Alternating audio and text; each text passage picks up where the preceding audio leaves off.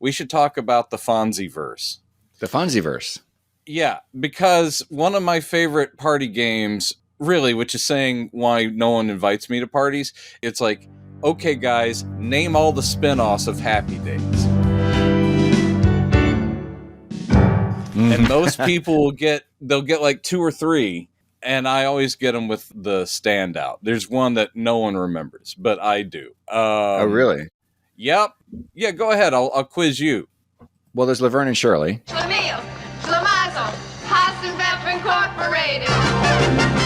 Okay. That's the big one. Yeah. There's Joni Loves Chachi. When you look at me. Oh, Which boy, I don't know. Do they ever? Yes. I'm trying to remember when Mork and Mindy. Yeah. Sort of. I guess it was. They went back and made it canonical, right? That he had actually visited Earth in the 50s. No. It was. Since that's the first place he showed up. Yeah, that was canonical. Because I read recently that he. Because I have something else Mork related I want to talk about. That he. I read somewhere that originally that episode where he shows up, that it was supposed to be a dream sequence, and then they went back after they started developing Mork and Mindy. They went back and kind of recontextualized it, so they took out the dream sequence. I'm not sure about that, but so yeah, there's that. I'm still fishing. I can't think of anything else besides. There's one more from 1979. The one I always stump people with. It is a sideways spinoff, and I just looked it up to make sure that.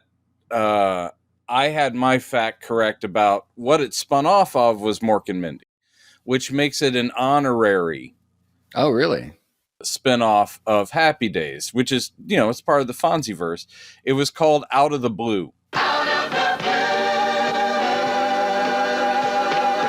Blue. And it was basically another kind of fantasy thing. Instead, this time it had an angel in training was the gimmick, and so it was their attempt to let's take another bizarre supernatural being out of and put him in the present day.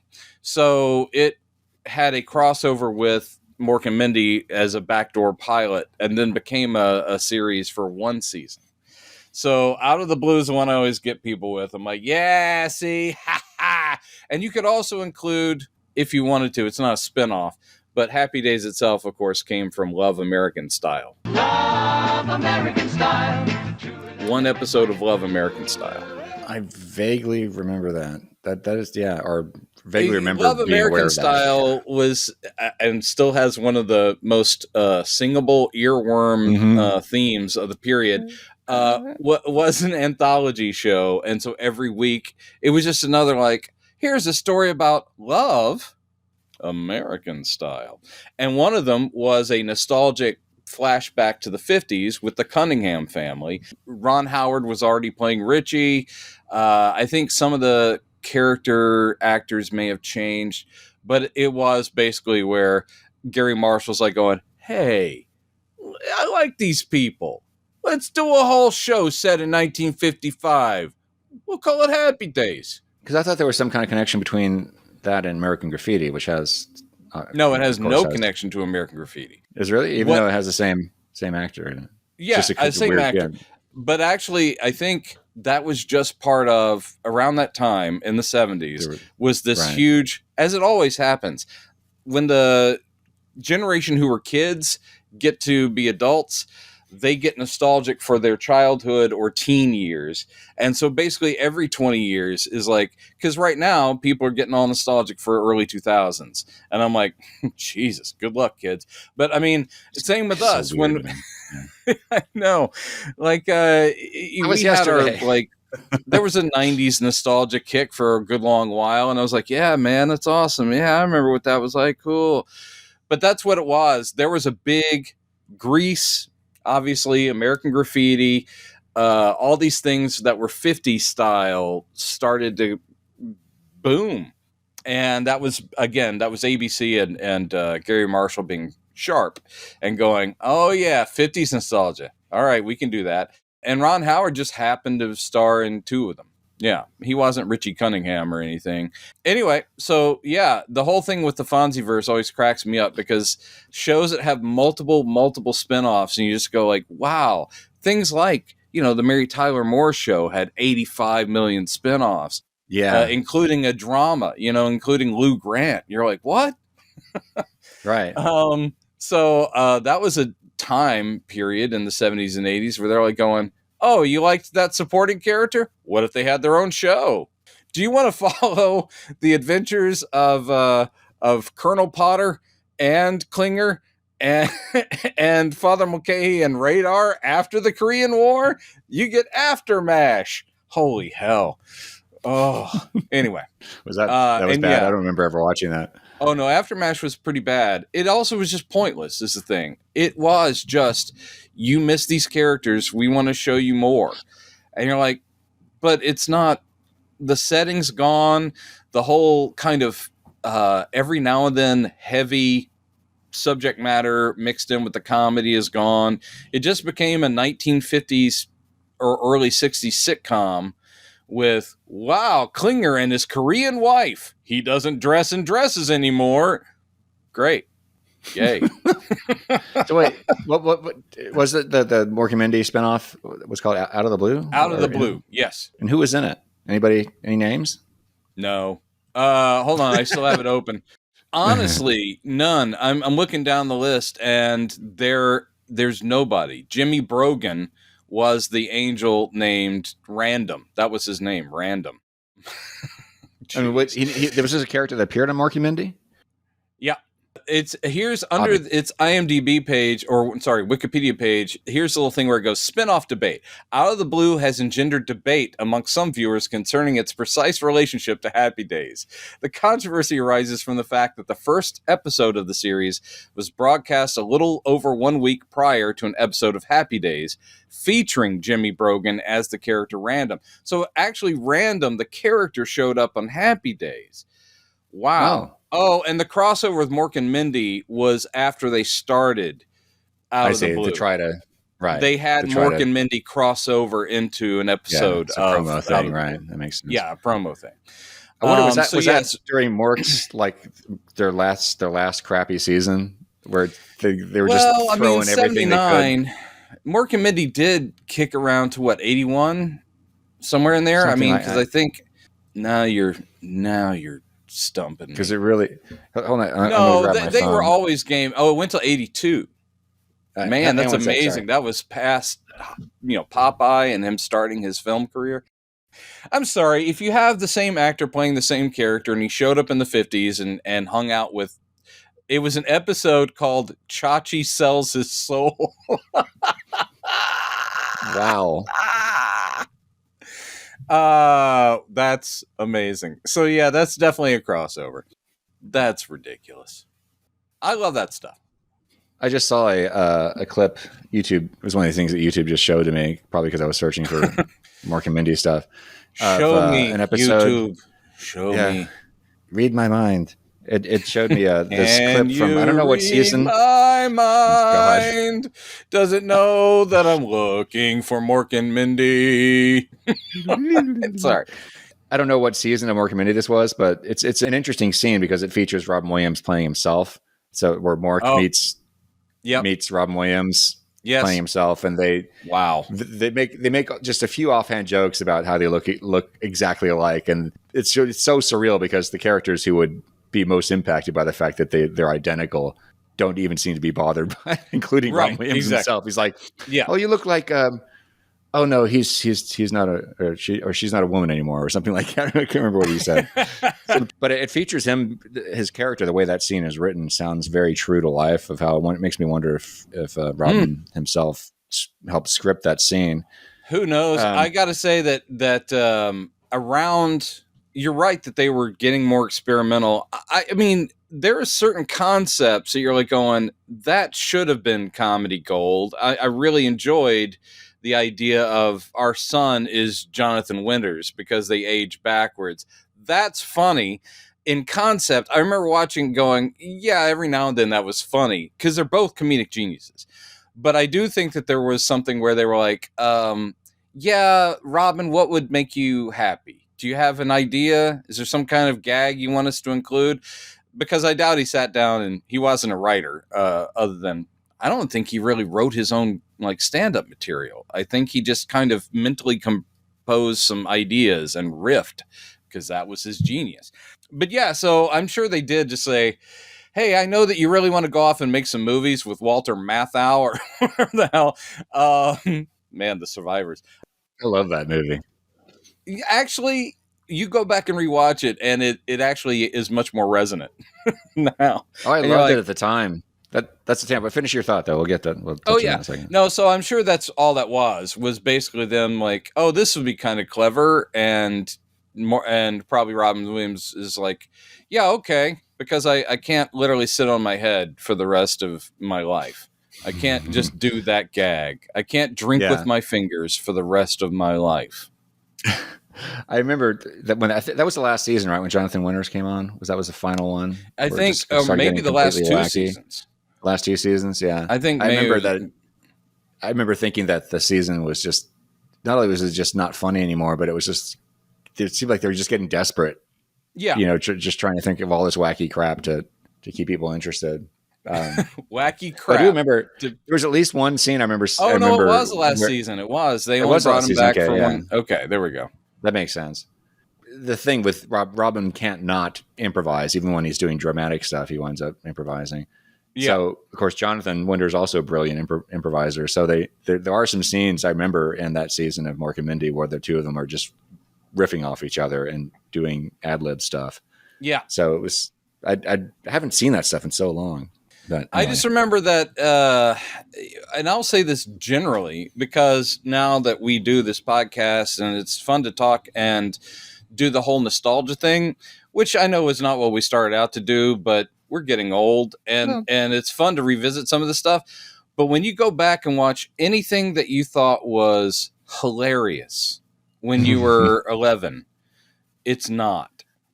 Unless it is something eternal, like a Looney Tunes cartoon or like the Marx Brothers, which we've talked about, that kind of thing where it's like, and Robin Williams himself will always be amazingly funny.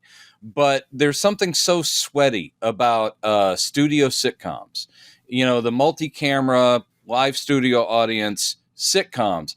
And there are classics. Again, I can watch the Dick Van Dyke Show any day of the week and still just go hilarious. It's just funny. But so much of that stuff that when I was a kid in the 70s and I loved Happy Days, you know those channels that you get now, the streaming like free channels like Freevee and Tubi and all those things that you get. Pluto. Yeah. In fact, it is Pluto that has an entire Happy Days channel. And I was surfing around and I was like, oh, I haven't watched a Happy Days episode, like a full episode, since I was a kid. And it happened to be one of the Pinky Tuscadero episodes. Like, do you remember Fonzie's girlfriend, Pinky Tuscadero? Do you remember when they would do, even on something like Happy Days, like a to be continued, like a dramatic 2-parter? And this was the Demolition Derby. And it was Fonzie and Pinky versus the, what are their names? The brothers, I can't remember. They were like bad guy brothers. One was really stupid. The other guy was very flamboyant, had like a pirate hat. But anyway, they were greasers and they were tough. And so the Demolition Derby happens and basically Fonzie and Pinky have basically wiped everybody out. Pinky's car quits in the middle of the place and she tries to get out of the car. And the bad guys smash her car, which makes her fall on the ground. And it's like Fonzie stops his car and runs and holds her body. And it's like to be continued. She turns out to be fine. She goes to the hospital. She's all right. But she does leave at the end of that episode. She's like, I just can't be tied down. I got to roam, which is basically their way of going, she's not going to be a series regular because Fonzie's got to hook up every week. So, so basically I watched that and I went, oh, nothing about this is good. I am watching people I really like because, Ron Howard is great and he's doing his earnest best. Donnie Most, I was like, I used to think Ralph Malph was hilarious. I'm like, no. And and of course, Henry Winkler is a treasure. But I just was like, oh, God, this would have had me enwrapped back in 1976 or whatever the hell that episode was. Oh, but anyway, yeah, that's on us. So you guys, we're not disparaging. Go out, experience, watch some old Mork and Mindy, watch some old Happy Days and Laverne and Shirley. Enjoy. The Mork thing I was saying, because we messaged each other about this. We haven't actually talked about it yet. The old Jerry Lewis movie, Visit to a Small Planet. Yeah. Which I did watch. I haven't watched the whole thing yet, but I watched most of it. And it is actually, like you said, it's actually pretty good. Do you remember who wrote it?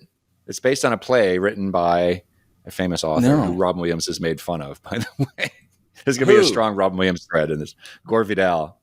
And Gore Vidal. Oh, yes, that's right. I did know whenever that. I hear the name Gore Vidal, I always think of Robin Williams' first comedy record. Like, oh, this is Gore Vidal for Thunderbird wine. Take two. Oh, this is Gore Thunderbird for Vidal wine. Take three. Gore Vidal is well, I mean, he was a figure of his time, was fairly well respected, novelist and historian, sort of historical novelist, but also just a raconteur, and was almost always on like Dick Cavett or whatever, and was holding forth and very full of himself. But the best thing I think he ever did, do you remember Bob Roberts, the Tim Robbins movie from the early 90s? No. Oh my God, Bob Roberts is great. It's the one where it's a mockumentary and Tim Robbins is playing a conservative presidential candidate named Bob Roberts. But maybe I did see this.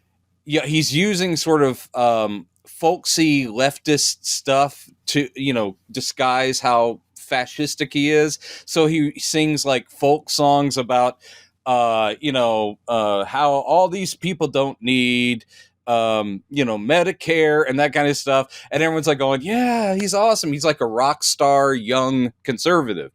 And Jack Black is like, that's one of the first things I ever saw Jack Black in, because he plays this young kid who is like a worshiper of Bob Roberts, follows the tour bus everywhere, keeps being interviewed. And over the course of the movie, you see him becoming more and more like insane, like including like carving a symbol into his forehead, and he tries to assassinate Bob Roberts at the end of the movie.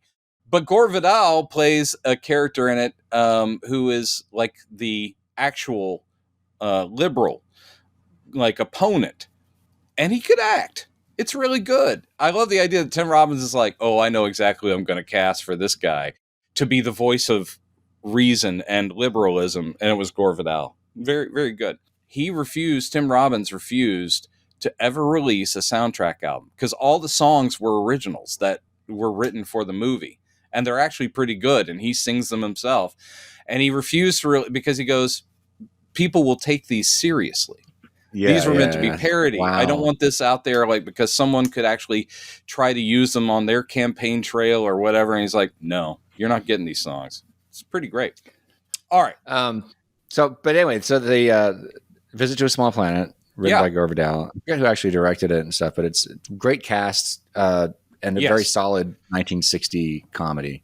And Jerry Lewis is great in it. He turns in a really great performance. And I don't think there's I haven't been able to find any like direct connections between that show and Mork, but there probably is a thin thread that runs through that and the other things like that happen in between. Because we go from by the way, people who haven't seen it, Visit to a Small Planet. Jerry Lewis plays this goofy alien. He's also kind of sweet. He is. Yeah, because Jerry Lewis is like, I'm kind of just a kid. Yeah. He does kind of come from some other realm. His character is supposed to be like Spock, like no emotions, but he is expressing emotion to it. That's the only thing about his performance that doesn't make sense based on what it's supposed to be or how it's written. He's like, it's supposed to be dry commentary. Yeah. And instead, Jerry Lewis can't resist being Jerry Lewis, and I have no problem with that. But there's some basic tropes in it, which weren't really tropes at the time, but became tropes. And I'm trying to figure out. It'd be interesting to look at this a little more closely to figure out, the origins of some of these ideas. But he plays this goofy alien from another planet. It's supposed to be a planet, but it looks more like a realm, almost like he's in heaven. And he comes from this. He's part of this league of guys who fly flying saucers around, and he's constantly getting in trouble with a superior.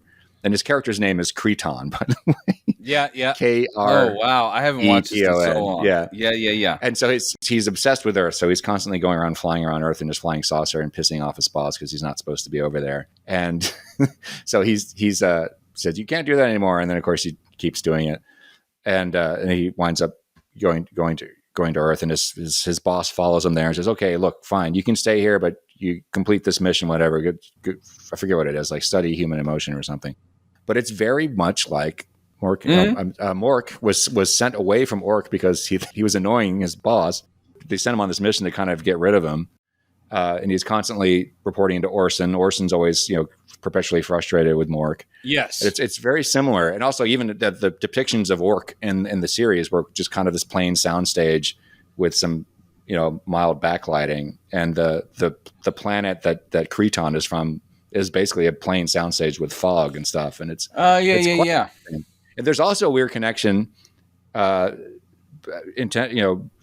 real or not, when he has like telekinetic powers that he activates by tugging on his earlobe and then flaring his nostrils. Yeah. And this is 3 years before Bewitched.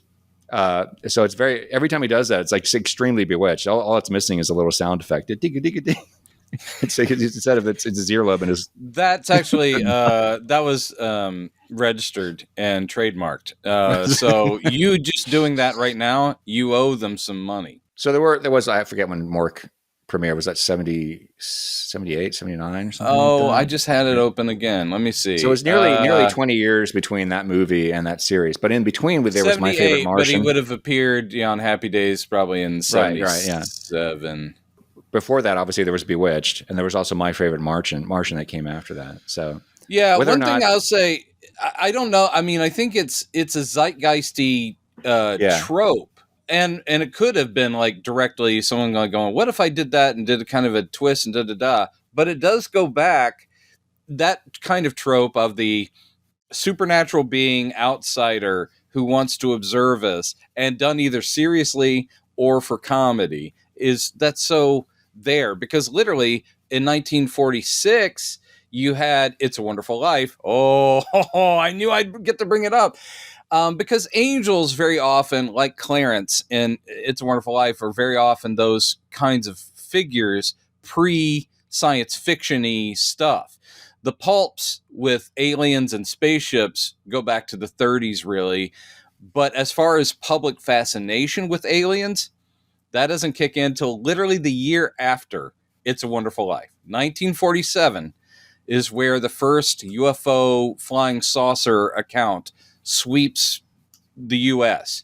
And then you'll know in pop culture, because you've heard all the novelty songs about, one-eyed, one-horn, flying purple people eater and all these UFO songs. Right there from 47 into the 50s, suddenly, if you were going to do a movie where you had a supernatural being, you could also do things like, because Bewitched is clearly Bell, Book, and Candle and I Married a Witch. Those are like two plays and movies that came before, and they're like going, well, we're just going to do it with this sexy young lady and this goofy looking dude, and it's now a TV show. But yeah, I think it's just that the aliens replaced, it's like, yeah, we're not going to deal with ghosts, like Topper, things like that. Now it's going to be aliens, but they'll be like us, but they're curious about Earth. So I think that did become like, yeah, we can return to that well a lot. And I will defend My Favorite Martian, if only because not a very funny show, but Bill Bixby and Ray Walston. Yes.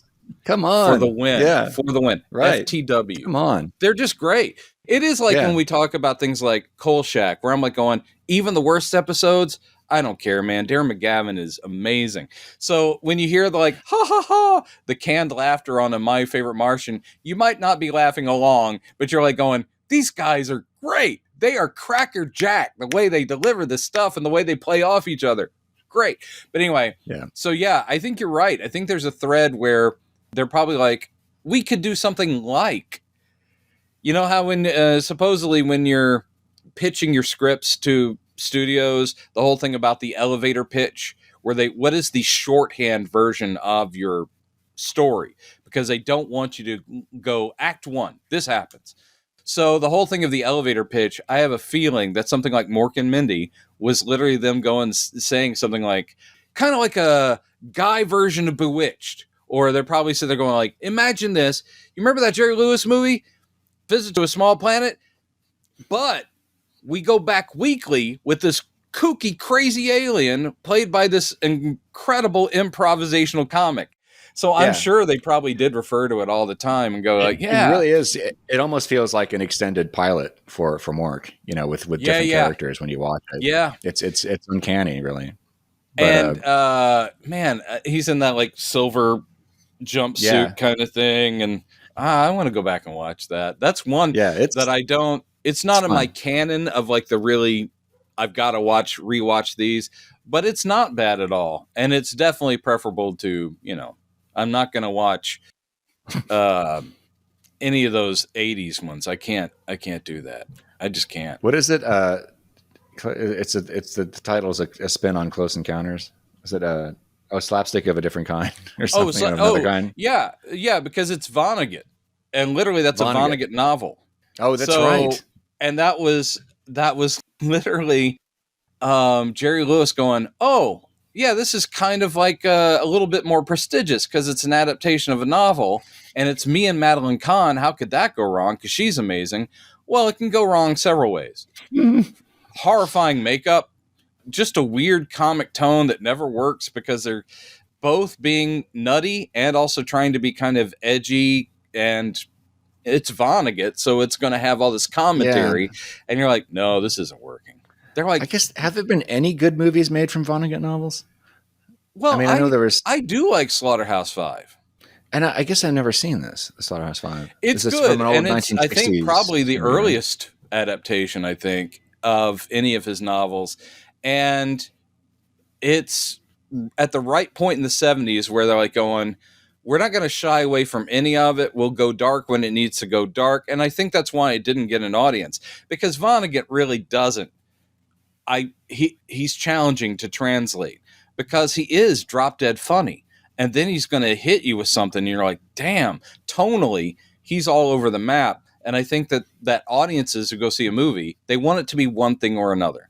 They want it to be, I want to go see Slaughterhouse-Five to see a gritty war movie. Okay, but it's not going to be that because there's science fiction elements, because the aliens who take them and they put them in the little greenhouse thing, and there's just things in there that unless they had read the novel, they would be sitting there going, I don't know what the fuck I just saw. Yeah. It's got time travel-y kind of bits and all of his memories, and he's walking through his own life, and you're like, what the fuck? But I do like that one. Breakfast of Champions wasn't very good. Oh, I was about to ask, when was that? Because I was wondering if that had ever been made. That was 90s? That was Bruce Willis trying for, again, a prestigious kind of thing. Oh, no. He directed it? No, he's in it. I don't think Bruce Willis ever directed anything. Okay. Who directed it? Do you remember? Oh, that's a good question. I had no idea about this. I was about to ask because I was thinking certainly somebody could do Breakfast of Champions, like maybe Wim Wenders or I think that they Coen Brothers type of thing. They gave it a solid shot. I don't think it's a complete disaster, but it is not considered very good. 99. And it was directed by Alan Rudolph. And Alan Rudolph, he's no one to sneeze at. And it had Albert Finney in there as Kilgore Trout, the recurring character. And it had Nick Nolte, Barbara Hershey, really Omar Epps, really good cast. Buck Henry, our old pal. Gosh, but I can't believe I never heard about it. Failed. Yeah, it wasn't in theaters long. And it was... I got to say, though, looking at Alan Rudolph's filmography, he really didn't have such a good lighter run. The last one of his I really liked was 1994's Mrs. Parker and the Vicious Circle, which I really did like a lot. Well, anyway, yeah. Okay. You could rent it. That would be... Or you could probably go to Target and buy it for $5.99. So talking about going back to watch old things that... Yes. Maybe they're not as good as you remember, but you still love it because of who's in it and the characters. And also you have a emotional connection to it because it was part of your childhood.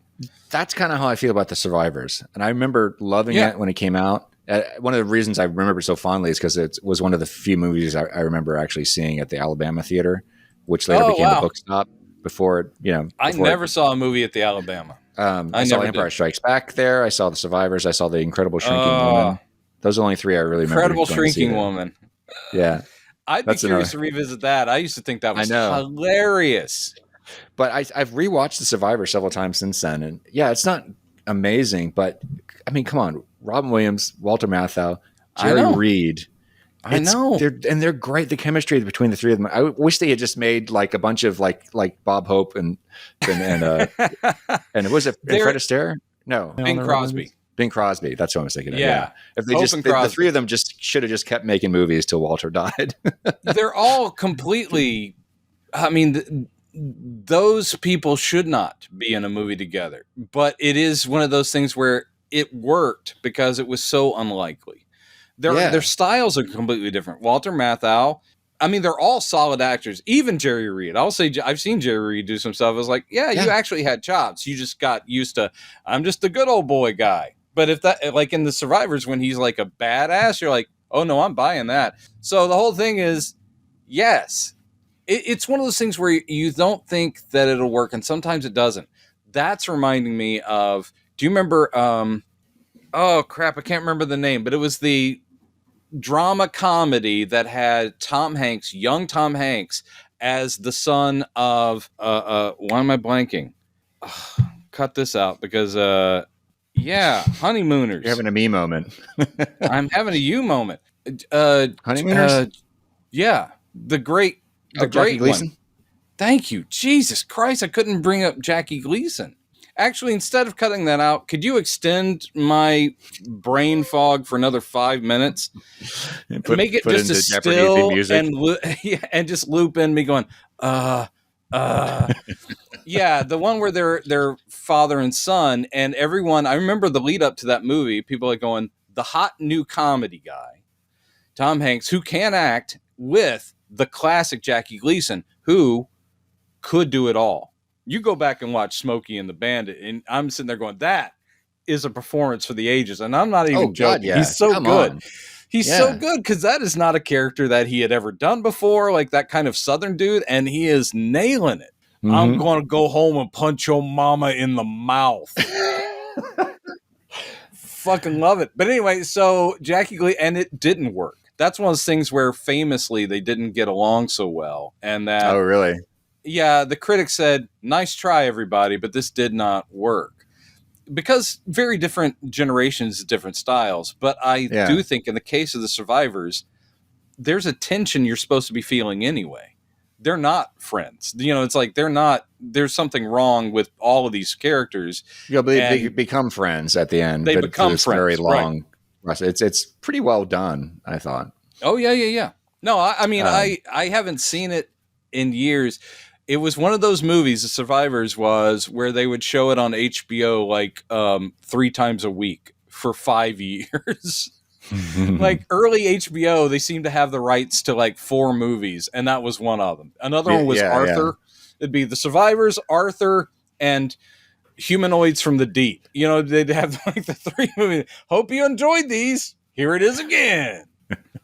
Yeah, I do remember those days. Like every time you turn the TV on, it'd be the same thing. Yeah, HBO. Like, okay, great. Okay. So that it's funny. These threads just keep going. Jackie Gleason reminds me of another thing I was going to talk about. I actually have it in my notes here. That clip. Jackie Gleason, who's he?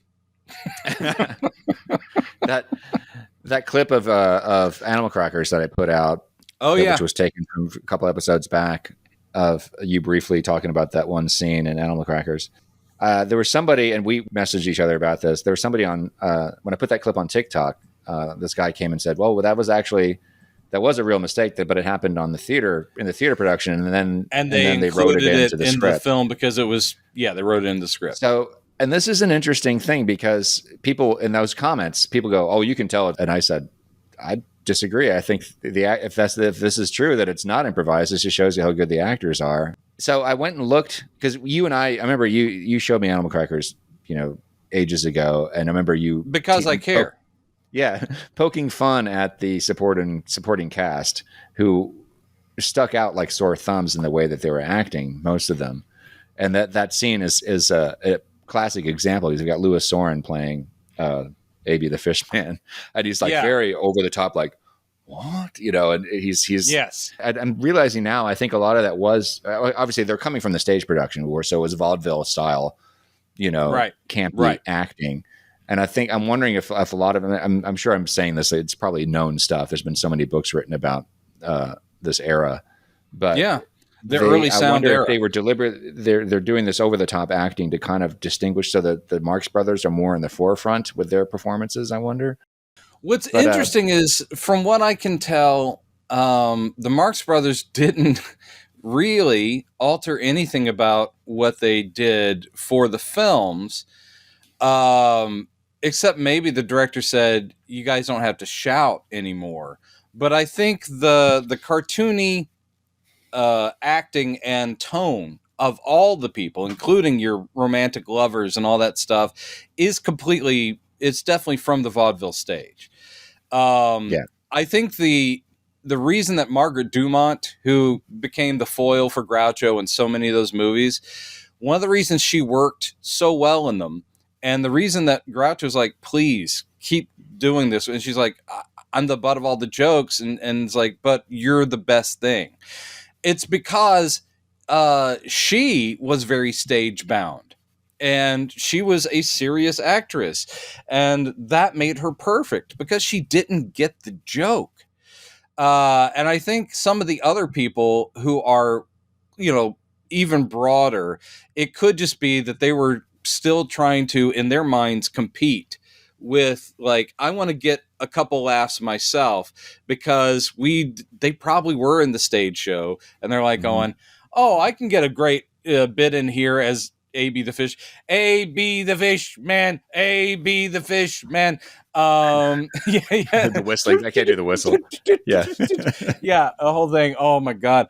But all that stuff, I think it really is a carryover, and I think that I do think that the Marx Brothers, because they were all geniuses in their own way, they were learning as they go. Because if you watch Coconuts, which is the very first Marx Brothers film, that one clearly is like a locked down camera. It's like 1931 or something. So they were barely into sound at that point. It was literally Dracula's filming over at Universal. It's at the same time they're like, oh yeah, we're going to have dialogue. But I think they had to learn, like, oh, we're running all over the place. They can't even follow us. It's real shrill, Coconuts. And yet it has some great bits, because they're shrill? What do you mean?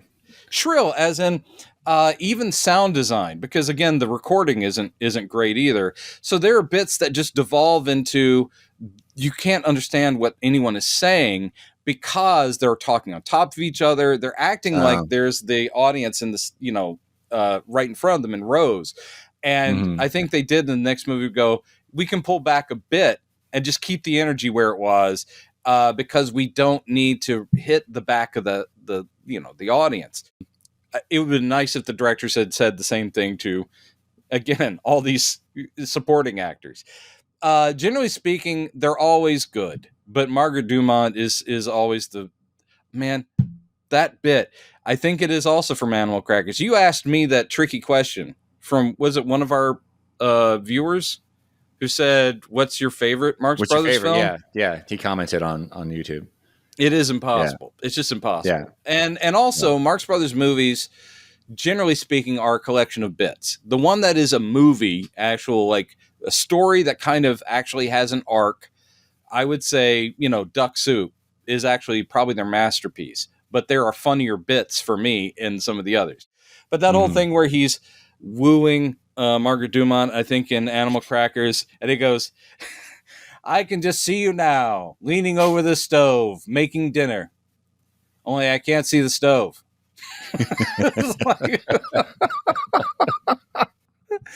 It's just the perfect delivery of everything. I fucking love him.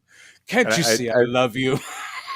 I'm wondering if the version that we watched, because this line was cut out of it and then restored, was the. Oh, I think I'm gonna try to. I think I'll try and make her in the beginning song where he does right, that yes. line. They cut that out and then they put it back. It was too scandalous. But this getting back to the Jackie Gleason thing.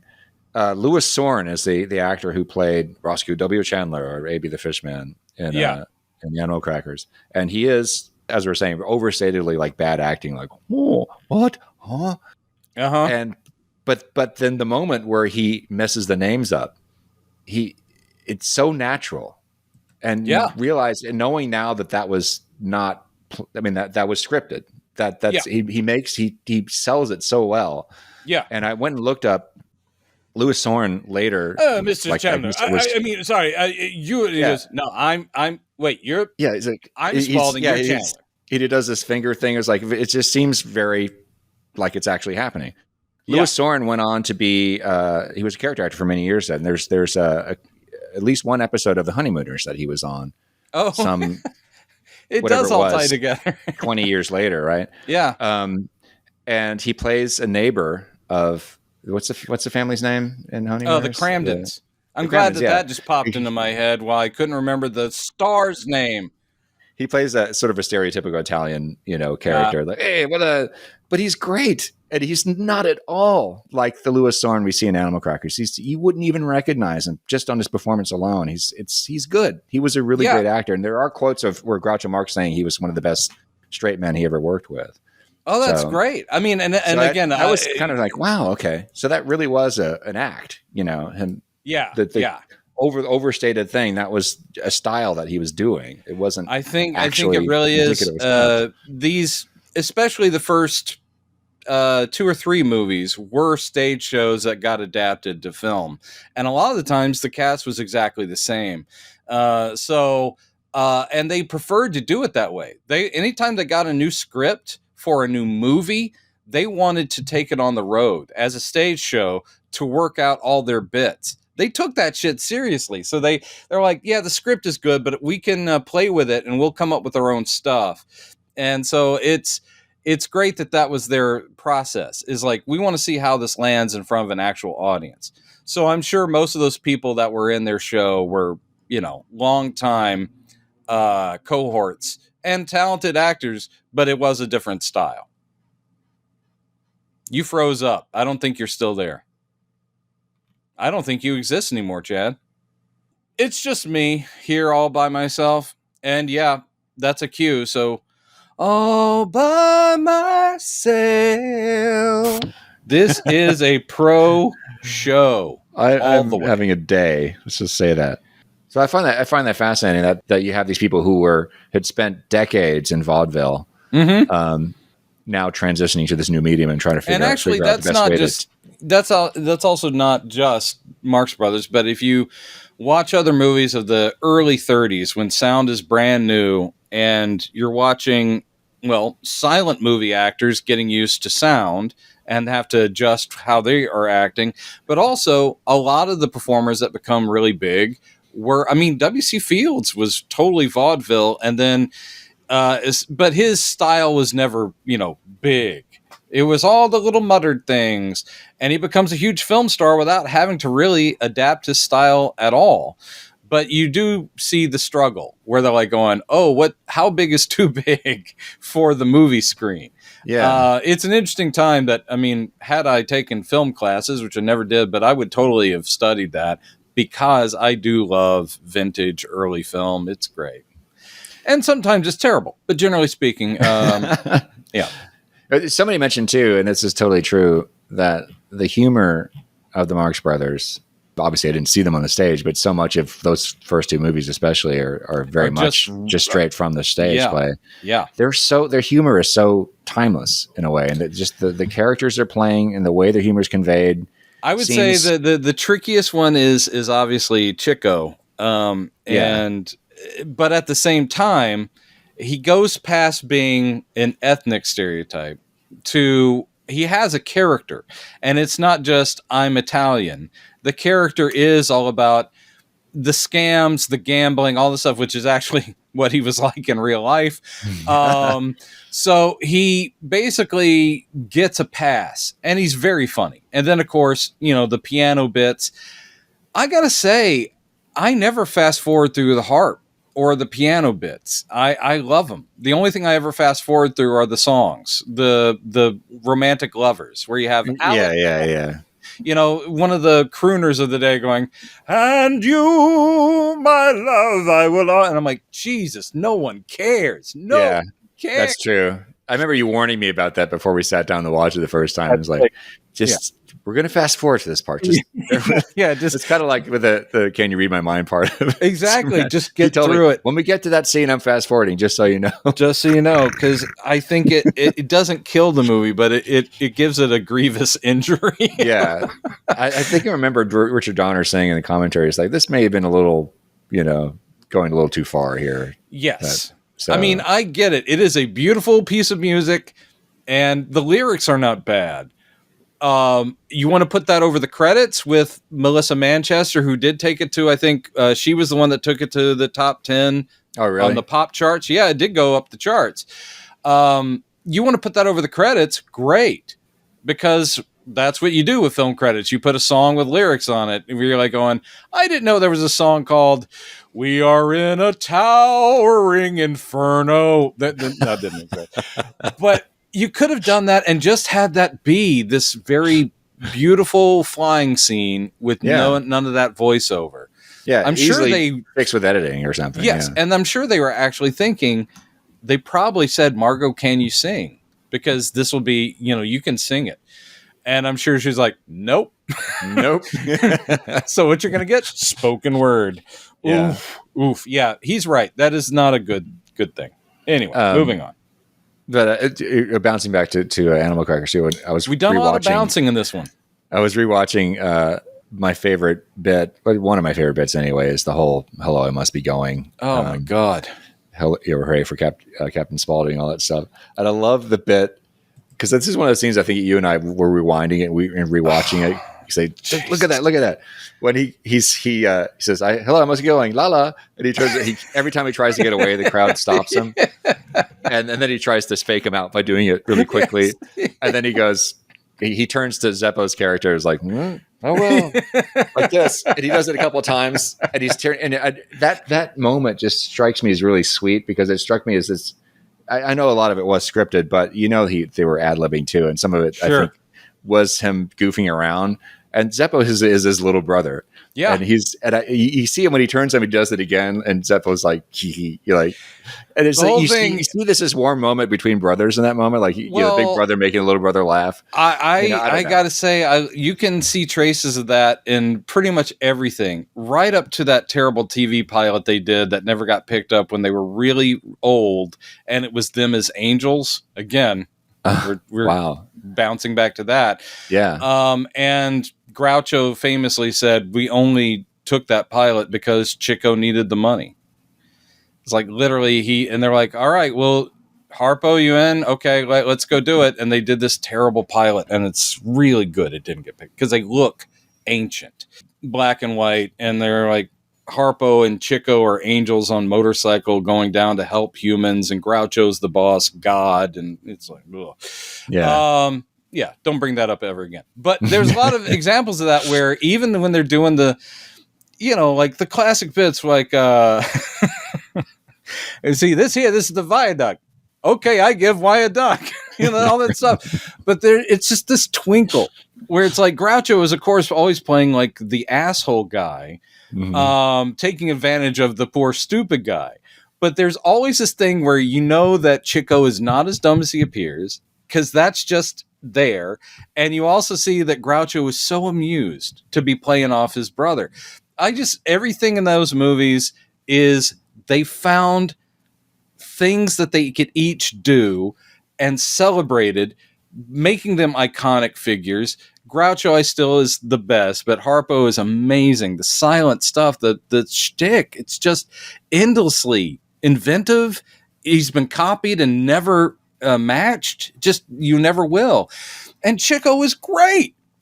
And Zeppo is fine. And actually, according to Groucho, I did read his autobiography, and I've read also other biographies of him. And also I read Harpo's autobiography. But apparently Zeppo, they're like going, yeah, he was the funny one. But they never found a character for him, which is why he was always just like, I'm your personal secretary. They're like, but off camera, he's the one that cracked all of us up. And you're like, wow, I don't see it at all. And Gummo bowed out after the stage stuff, never ended up doing the movies, and he went on to be like a tailor. Great. But anyway, so no, I fucking love him, and every little bit. I do remember us sitting around watching those on VHS, because pre-DVD days, it was literally like, stop, watching this again. Stop, watching that again, because some bits you had to just explore. Yeah. Like, it goes by too fast, but I want to watch the reactions of the people behind them. It's just like when you get to, again, one of my favorites, Dr. Strangelove, which is, of course, not Marx Brothers, but the whole thing is, you can watch that last scene of Dr. Strangelove in the bunker talking about how they're going to survive post-nuclear war, and you're fascinated with him and all the stuff he's doing, his crazy accent, what he's doing with his hand, all of that. And then you have to back it up, because you realize you're not looking at the people behind him who are losing it. They left it in. You see people cracking because he's breaking them up. And I'm so glad that Kubrick's like, no, that's a take. We're leaving it in. Even though people are going, trying to hide stuff behind their hands, because they're going, Mein Führer, I mean, Mr. President. Yes. Is like, we animals can be bred and slaughtered. Fucking love those kind of stuff. So anyway, yes. I think that the timeless comedy of the Marx Brothers, and when I say Looney Tunes, you pointed it out too, they were so influenced by Marx Brothers for their zaniness. And clearly Bugs is very much modeled on Groucho. A lot of that stuff is just like, these are references when you watch classic Looney Tunes, and they're referring to, like, the running gag in those early Looney Tunes where they go, oh, Frankie, and they'll have like the skinny chicken rooster with the bow tie, and he's crooning to the ladies, and like, oh, Frankie. No kid today would go like, oh, that's a comment on the Bobby Soxers who were crazy for young Frank Sinatra. They're not getting the reference. It's still funny. Yeah, because you've got crazy voices, and you've got female chickens fainting at the sight of this ludicrous character. And you're like going, I love that it can transcend its period, because it's just funny. Yeah. You had genuinely funny. Yeah. Yeah. All the people who made those Looney Tunes, from the Foley artists through the animators and the scripters and of course the voice artists themselves. Good Lord. Another Brendan, this isn't famous, but it's connected to that. But another Brendan story of my days at Warner Brothers, they have a museum on the lot, the Warner Brothers Museum. So all of our tours of the studios would start there. It was basically a place where you could just unload the tour, and they would wander the first and second floors looking at props, famous things. And it was awesome. You could just hang out for a bit, and then after 20 minutes, you'd load them back in the golf cart and then go see the place proper. They had some amazing stuff in there. They had Christopher Reeve's Superman suit. They had the Maltese Falcon, one of the originals, because they made like 3 or 4 for the movie, but it's one of the originals. They had the piano that Sam plays from Casablanca. I mean, it's there. It's the one that he played, as time goes by. So all that stuff is there. Upstairs, they had an entire back wall that was original proofs and cells, drawings from the animation unit. So it was like originals of Elmer Fudd and Bugs Bunny and stuff. And what was awesome is there was a husband and wife docent team who had worked there in the 40s, and now they were elderly, but they would show up at the museum in case people had questions or just wanted to talk to them about what it was like back then. They were very sweet, and they had both worked in the animation. What they called the Termite Terrace was the name of where the animators were. It's like they didn't mingle with the stars. They were in this like rackety shack, and they were making all of the cartoons. And the wife lady had been one of the ones who would paint the cells. and the husband can't quite remember what he did. But their stories of working with like Fritz Freeling and Chuck Jones and all these like giants at the time, I'm just sitting there going like, speak on. Because to me, that is magic. Those guys weren't celebrities, but the stuff they made, good God. And it's like, you know, what's interesting was he's like, you can see how Daffy changed. And he's like, they're just telling the stories of like, you know, because Daffy from his first appearance is completely different. They toned down how crazy he was because originally he was literally insane. And I was like, woo, and all that stuff is like, and then he became like this mean foil for Bugs. And that was a lot of Chuck Jones's influence. And I'm just sitting there going, I love that stuff. Yeah. Okay. Yeah. That's the stuff that you can revisit and is not painful to watch. You're like going, that is still quality. Absolutely. With a K. Because that makes it funny. Quality with a K. There was I can't remember. I think we touched on this once before. The guy, I can't remember their names now. There are two guys who were famous for having done the voice of Popeye. Well, it was really the second one who was more well known. And I remember the first guy was kind of a problematic guy. I think it was one of these situations where he was demanding more money, or it was just he was hell to work with. So they wound up firing him, or he may have just disappeared. I can't remember what the story is. But he was replaced by somebody who worked in the animation department who just happened to be naturally good at doing voices. And the story is that he almost got in trouble for imitating his boss's wife. He got caught doing that. But one of the producers, I guess, had heard him doing, because this guy would be working in the animation department. He'd just be doing Popeye's voice. And he was great at it. And they knew they needed to get rid of this other guy. So they had a backup. And they handed this job to him, and he continued doing voice work for the rest of his career, all the way up until the 80s, I think. Most of the Popeye voices that we grew up hearing would have been him. Yeah. The very early ones were this other dude. But the early ones, those early Popeyes, there's also an interesting thing. Man, we are old fucks. Anyway, we weren't around for this, but again, we watched all this. No. If you watch the early Popeyes, which is also around the time of early Disney, they also had not figured out how the sound stuff works, and their layering of stuff.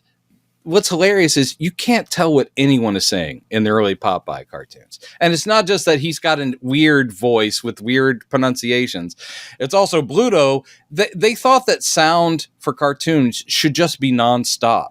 So they're all mumbling constantly, and Bluto's like going, you want a little bit of this? I'll show you. I got a big old fist for you. And he's like, you think it's big? And they're just on top of each other, and you're trying to watch a cartoon going, what are you saying? And Olive Oil's in the background going, oh, Popeye. And you're like, please take a breath. Let people have sentences that they say, dialogue. So like, come on here, I'm going to get you. You're like going, that is just chaos. That is what I hear in my head when I go to sleep. Yeah, I'd like to know when they figured, because I think in those really early cartoons, they would do the voiceover work after the animation. So it was those actors were sitting there kind of ad-libbing. True. Yes, that's true. So at some point, by the time we get to the era of Mel Blanc, they'd let him go on the mic and they would animate to his. Someday, one of the reasons why those cartoons are so great. Yes, someday we should do a tribute, like a full-on tribute to Mel Blanc. That man was a god. Yeah. And it's so easy to overlook what he did. He's just making voices. And then you look at like the Simpsons cast, and like they've been doing it for so long. They're all incredibly talented. They all do multiple voices. They are nowhere near Mel Blanc. And they all just sit there going like, no. We could be doing this 100 years and we're not going to touch what Mel Blanc did. The man could switch between the voices instantly with different tone, different comedic beats, because he knew the characters so well, and he could improvise in the character voice. Like, Jesus, just don't even. By the way, that closet door behind you keeps kind of like opening on its own, and I keep just wanting to go, wow. It's because one of my mom's cats down there. They're hungry. Yeah, you can say that, but I'm just... It's almost you can tell me if your place is haunted. He's trying to figure out ways to get my attention. What are you doing in there? Well, he heard us talking about the great Mel Blanc. And so he's like, I want to show up. But yeah, let's save that for another day. If we're wrapping up, by the way. Stop. What's his name? Dexter. Dexter, you're a sweetheart. Man, don't show me cats because I can't have one because small place. And I'm like, I really want a cat. Yeah. I was going to say before he distracted us. Yes. Mel, I'd forgotten when I pulled up that Buck Rogers footage that I put in one of the short versions of the it was a clip from the Electro Woman and Diner Girl where you mentioned Wilma Deering from Buck Rogers. Yeah. And I'd forgotten that Mel Blanc does Tweaky. Tweaky. Yeah. That was one of the last things he did, I think. Yeah, you're probably right. Yeah. Towards the end of his career. Yeah. Screw you, Buck.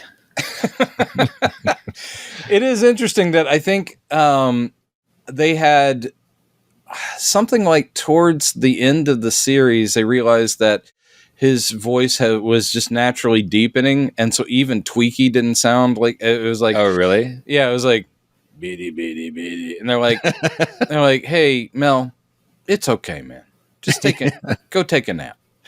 Get yourself some tea. But he is a giant, and I miss him still. You have homework to do. That's what I'm telling you. Go see a movie or two. I know I am. I did see Barbie the other night. Did you? Did you enjoy it? I really did enjoy it, yeah. Well, hold on. We'll talk about it another time. This is how distracted I've been. I was trying to buy tickets for Blue Beetle, and I just wasn't paying attention to what I was tapping on, and I got the confirmation like, here's your tickets for Barbie. I'm like, oh. They both start with B's, to be fair. And they're very similar films. I enjoyed everything I've seen this summer. I really want to go see in different degrees. Dumb Money. Have you seen that one yet? No, but I saw the trailer for it. Yeah. It's getting great reviews from what I've seen. And another quick bit of news, which is nice to hear. Indy 5, which is now in video on demand. Yeah. Is doing much better. Oh, good. On video on demand than it was in the theater. People just didn't want to go out. They didn't want to go out. Yeah. Understood. I just saw a video. John Campea was talking about it. It's like it's doing just as well on video on demand as like Spider-Verse and that's good. Guardians, it completely 3. deserves it. That is one of the big questions as to. I understand if movies are bad or middling and they don't do what was expected, but that movie is not bad. No, that movie's far from bad. It's great. Right. So I just don't understand why people slept on it, other than maybe people don't want to go see old Indy. I don't know. Anyway, so that was nice to hear. We're going to be okay. Yeah, we are. We're going to be okay. So I think, in a couple weeks, Ahsoka will be wrapped up. And yes. We haven't talked about that yet. We haven't talked about it. And I got to say, that is a show that with each episode gets better and better. It really does. Yeah. Yep. In very surprising ways, I have to say. Yeah. So we will definitely. No, we've got to hold off on that. There's a lot to talk about and unpack. Okay. We will do that. All right. Thank you, people. Thank you. Please, if you want to support our poor selves, jump on Patreon. We've got early releases of all the episodes there. And Chad's got to get his car fixed. I got to get my car fixed. Oh, Lordy. All right. And yes, bye, Peace Apps. All right. Peace Apps. The fact that I'm watching my mom's cats works out because I found a really good auto repair place in the Heights, which is... You're watching the cats? What are they doing? I don't know. No idea. Then you're not watching the cats. I said it.